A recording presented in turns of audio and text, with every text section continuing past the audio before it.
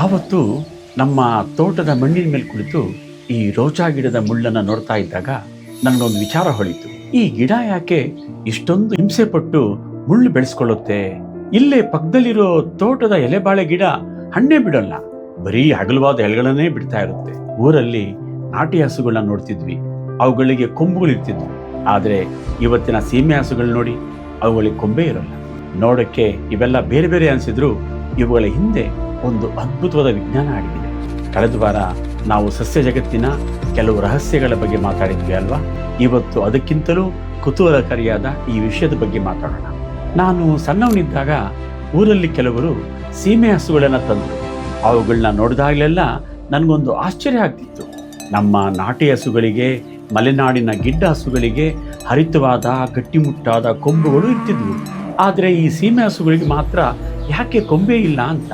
ಅದೇ ರೀತಿ ತೋಟಕ್ಕೆ ಹೋದರೆ ಆ ಗುಲಾಬಿ ಗಿಡ, ನಿಂಬೆ ಗಿಡಗಳನ್ನ ಮುಟ್ಟೋಕ್ಕೂ ಆಗಲ್ಲ, ಅಷ್ಟೊಂದು ಮುಳ್ಳುಗಳು.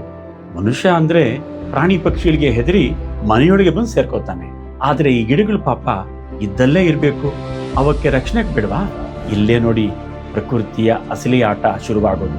ವಿಜ್ಞಾನದಲ್ಲಿ ಇದನ್ನ ಶಕ್ತಿ ಹಂಚಿಕೆಯ ತತ್ವ ಅಂತ ಕರೀತಾರೆ. ಕೇಳೋಕ್ಕೆ ಇದು ಯಾವುದೋ ದೊಡ್ಡ ಸಿದ್ಧಾಂತ ಅನಿಸುತ್ತೆ ಅಲ್ವಾ? ಆದರೆ ಇದನ್ನು ನಾನು ನಿಮಗೆ ಸರಳವಾಗಿ ಈ ಮಿಲಿಟರಿ ಬಜೆಟ್ ಕಲ್ಪನೆಯಲ್ಲಿ ಹೇಳ್ತೀನಿ ಕೇಳಿ.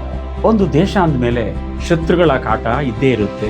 ಅದಕ್ಕೆ ದೇಶದ ರಕ್ಷಣೆಗೆ ಅಂತ ಒಂದು ದೊಡ್ಡ ಮೊತ್ತದ ಹಣವನ್ನು ಮಿಲಿಟರಿಗೆ ಅಂತ ಎತ್ತಿಡ್ತೀವಿ.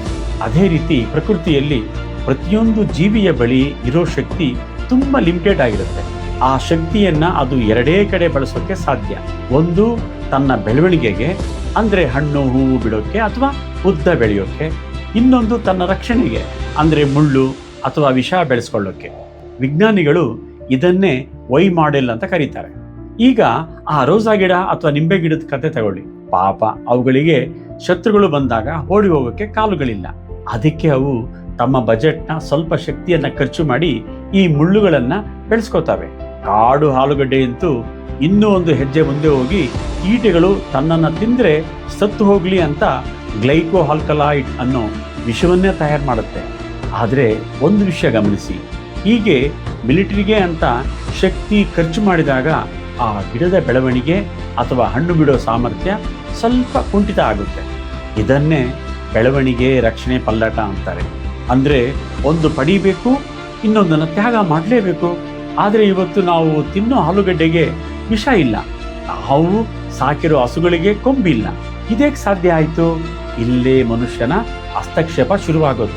ಯಾವಾಗ ಮನುಷ್ಯ ಹಸುವನ್ನು ತಂದು ತನ್ನ ಕೊಟ್ಟಿಗೆಯಲ್ಲಿ ಕಟ್ಟಿದ್ನೋ ಅದಕ್ಕೆ ಕಾಡು ಮೃಗಗಳ ಭಯನೇ ಹೋಗ್ಬಿಡ್ತು. ಅಂದರೆ ಮನುಷ್ಯ ಅದಕ್ಕೆ ನಾನು ನಿನ್ನನ್ನು ಕಾಪಾಡ್ತೀನಿ ಅಂತ ಒಂದು ಗ್ಯಾರಂಟಿ ಕೊಟ್ಟ. ಅಂದರೆ ಒಂದು ರೀತಿ ಶಾಂತಿ ಒಪ್ಪಂದ ಆದ ಹಾಗೆ. ಯಾವಾಗ ರಕ್ಷಣೆಯ ಅವಶ್ಯಕತೆ ಇರಲಿಲ್ವೋ ಮನುಷ್ಯ ಕೃತಕ ಆಯ್ಕೆಯ ಮೂಲಕ ಜನ್ಮತಃ ಕೊಂಬಿಲ್ಲ ತಳಿಗಳನ್ನೇ ಬೆಳೆಸಿದ. ಈಗ ಹಸುವಿಗೆ ಮಿಲಿಟರಿ ಖರ್ಚು ಉಳಿತು ನೋಡಿ. ಆ ಉಳಿದಿರೋ ಶಕ್ತಿಯನ್ನ ಈಗ ಹಸು ಹಾಲು ಉತ್ಪಾದನೆಗೆ ಬಳಸ್ತಾ ಇದೆ. ಹಾಗಾಗಿ ಇವತ್ತು ಸೀಮೆ ಹಸುಗಳು ಅಷ್ಟೊಂದು ಹಾಲು ಕೊಡೋಕ್ಕೆ ಸಾಧ್ಯ ಆಗ್ತಿದೆ. ಬರೀ ಹಸುಗಳಷ್ಟೇ ಅಲ್ಲ, ನಮ್ಮ ಭತ್ತ, ಗೋಧಿ ಇವುಗಳ ಕಥೆನೂ ಅಷ್ಟೇ. ಕಾಡು ಸಸ್ಯಗಳು ತಮ್ಮ ಬೀಜಗಳನ್ನು ದೂರಕ್ಕೆ ಹರಡೋಕ್ಕೆ ಬೀಜ ಸೀಡಿಸೋ ತಂತ್ರ ಬಳಸೋಕೆ ಶಕ್ತಿ ಖರ್ಚು ಮಾಡ್ತಿದ್ವು. ಮನುಷ್ಯ ಅದನ್ನು ತಡೆದು ಆ ಶಕ್ತಿಯನ್ನ ಕಾಳಿನ ಗಾತ್ರ ಹೆಚ್ಚಿಸೋಕೆ ಬಳಸ್ಕೊಂಡ. ಆ ಎಲೆಬಾಳೆ ಬಗ್ಗೆ ಹೇಳಿದ್ನಲ್ಲ, ನಮಗೆ ಊಟ ಮಾಡೋಕ್ಕೆ ಅಗಲವಾದ ಎಲೆ ಬೇಕಿತ್ತು. ಅದಕ್ಕೆ ನಾವು ಅದರ ಮಿಲಿಟರಿ ಬಜೆಟನ್ನು ಎಲೆ ಬೆಳೆಸೋ ಅಭಿವೃದ್ಧಿ ಬಜೆಟ್ ಆಗಿ ಬದಲಾಯಿಸಿದ್ವಿ. ಆದರೆ ಕೇಳೋಕೆ ಇವೆಲ್ಲ ಲಾಭ ಅಂತ ಅನಿಸಿದ್ರು ಪ್ರಕೃತಿಯಲ್ಲಿ ಯಾವುದು ಉಚಿತವಾಗಿ ಸಿಗಲ್ಲ ಅಲ್ವಾ?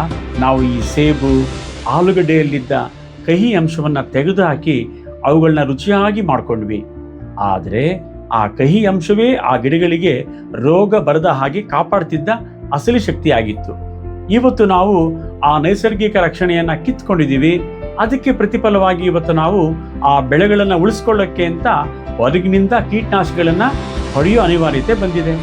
ಒಂದು ಕಡೆ ಮಿಲಿಟರಿ ಬೇಡ ಅಂತ ಉಳಿಸಿದ್ವಿ, ಆದರೆ ಈಗ ಆ ಬೆಳೆಗಳನ್ನ ಉಳಿಸ್ಕೊಳ್ಳೋಕ್ಕೆ ಕೀಟನಾಶಕ ಅನ್ನೋ ಬಾಡಿಗೆ ಸೈನ್ಯಕ್ಕೆ ದುಡ್ಡು ಸುರಿತಾ ಇದ್ದೀವಿ. ನಿಜವಾದ ಸವಾಲಿರೋದೇ ಇಲ್ಲಿ.